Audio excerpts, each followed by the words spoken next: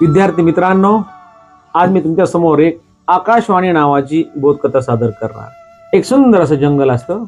त्या जंगलामधून एक नदी वाहत असते आणि त्या नदीच्या किनाऱ्यावरती एक झाड असते।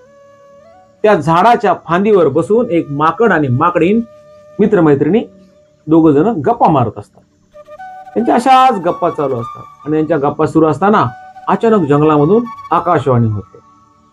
आकाशवाणी अशी असते की ही आकाशवाणी संपल्या जो कोणी नदीच्या पाण्यामध्ये उडी मारेल तो राजकुमार किंवा राजकुमारी होईल।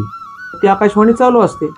माकड आणि माकडीण ऐकतात, पुढे विचारमग्न होतात, काय करावं। आणि तेवढ्यामध्ये आकाशवाणी संपते। लगेच माकडीण काय करते, त्या नदीच्या पाण्यामध्ये उडी मारते। माकडीने उडी मारल्या माकड म्हणतो, अगं एवढीच का काय, असं कुठं असतं काय, असं कधी घडतं काय। आणि आकाशवाणी जर खोटी ठरली तर तेवढ्यामध्ये बघतो तर ज्या माकडीने पाण्यामध्ये उडी मारलेली असते ती त्याच्या समोर सुंदर अशी राजकुमारी होऊन येते। आल्यानंतर त्या माकडाला म्हणते, अरे माकडा, आकाशवाणी जर खोटी ठरली असती तर मी पाण्यामधून माकडीण म्हणूनच बाहेर आले असते ना। पण मी नुसती एक संधी घेतली, एक चान्स घेतला पाण्यामध्ये उडी मारायचा, तर मी सुंदर राजकुमारी झाले।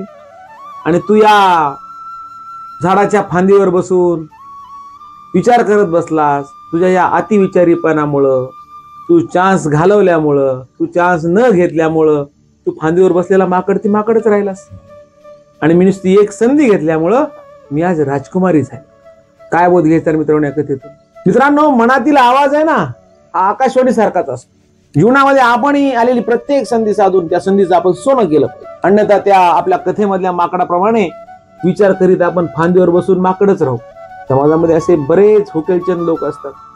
वय झाल्यानंतर आता ते सांगतात, ओ माझ्या काळामध्ये माझा एक मित्र मला म्हणत होता, अशी जमीन आहे, 5 लाख रुपये करून घे। पण त्यावेळी माझ्याकडे पैसे असून पण मी ती संधी घालवली हो।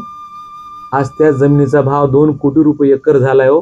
ते प्रॉपर्टीमध्ये असो किंवा शिक्षणामध्ये असो, अशा बऱ्याच जणांच्या संधी हुकतात किंवा संधी काही जण हुकवतात। नोकरीमध्ये पण तसंच आहे।